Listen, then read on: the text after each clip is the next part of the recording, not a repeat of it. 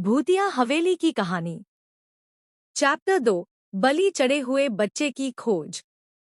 उसके अगले दिन उस लड़के के माता पिता उस लड़के को पूरे गांव में खोजते हैं, मगर वो लड़का नहीं मिलता। वो दोनों मदद मांगने उस राजा के पास रोते हुए जाते हैं। राजा उनसे पूछता है, आप क्यों रो रहे हो, क्या हुआ, अपनी समस्या हमें बताइए।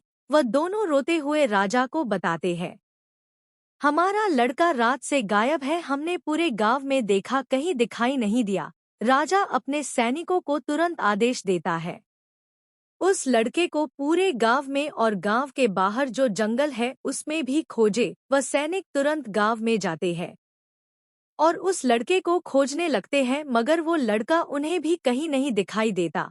और फिर वो हर गांव वालों के खेत में जाकर देखने लगते हैं, मगर वो दिखाई नहीं देता है। उस लड़के को ढूंढते ढूंढते शाम हो जाती है और वे लोग वापस राजा के पास चले जाते हैं। राजा उनको देखकर कहता है, क्या हुआ, मिला वो बच्चा? सैनिक कहते हैं, जी नहीं महाराज। राजा कहता है, क्या हुआ, क्यों नहीं मिला, क्या तुम लोगों ने ठीक से नहीं देखा? सैनिक कहते, नहीं महाराज, हमने ठीक से देखा है, मगर वो लड़का कहीं भी नहीं है। हमने पूरे गांव में और पूरे गांव वालों के खेतों में भी देखा, मगर वह बच्चा कहीं दिखाई नहीं दिया। राजा पूछता है, जो मैंने तुम्हें गांव के बाहर जो जंगल बताया था, क्या लोगों ने उस जंगल में जाकर देखा? सैनिक कहते हैं, नहीं महाराज। राजा गुस्से से पूछता है, क्यों नहीं देखा? सैनिक कहते हैं, महाराज, उस बच्चे को ढूंढते बहुत शाम हो गई थी, इसलिए जंगल में जाना ठीक नहीं है, क्योंकि उस जंगल में जंगली जानवर रहते हैं। राजा कहता है, तो फिर सुबह जल्दी जाकर बच्चे को खोज कर लाओ। सैनिक आते हैं, जी महाराज। अगले दिन सुबह होते ही सैनिक जंगल में उस बच्चे को खोजने के लिए निकल जाते हैं।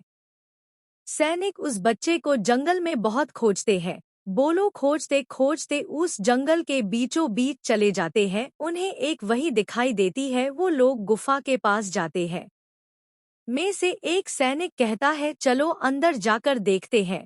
उनमें से दूसरा कहता है, अगर अंदर कोई खतरा हो तो। बाकी कहते हैं, चलो तो देखते हैं, हम इतने सारे हैं ना।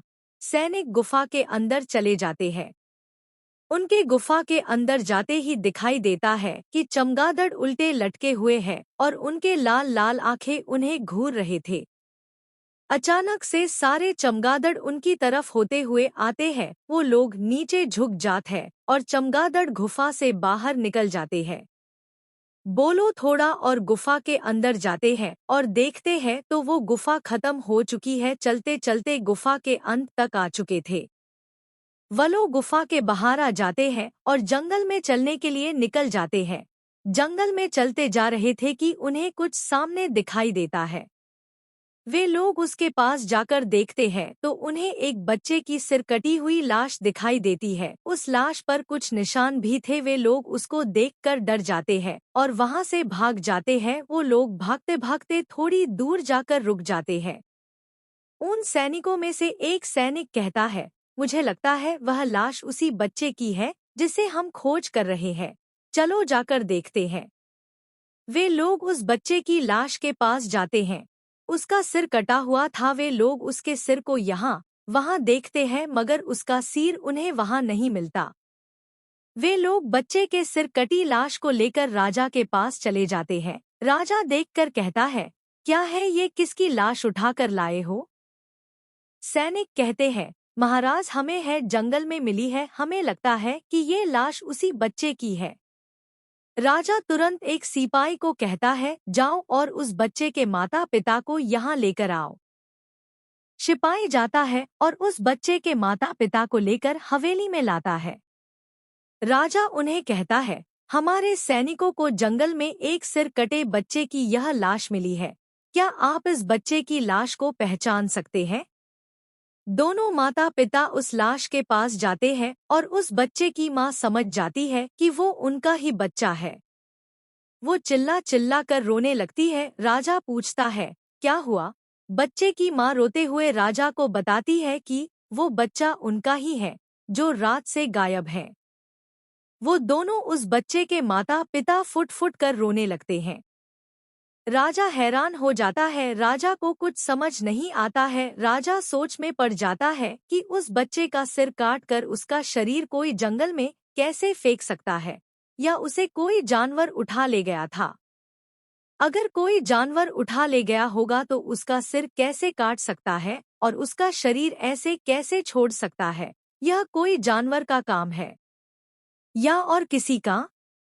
उस बच्चे की बलि देने वाली बुरी औरत पीछे चुपकर सब कुछ देख और सुन रही थी और मन ही मन हंस रही थी। वह मन ही मन में कह रही थी, इन बेवकूफों को कभी नहीं पता चलेगा कि उस बच्चे की मैंने बलि देकर उस बच्चे का सिर मैंने गुफा के नीचे गाड़ दिया है। मैंने अब तक कुल 50 बच्चों की बलि दे दी है और 50 और बच्चों की बलि देकर मैं अमर हो जाऊंगी। हाँ हाँ हाँ, मुझे कोई नहीं मार सकता।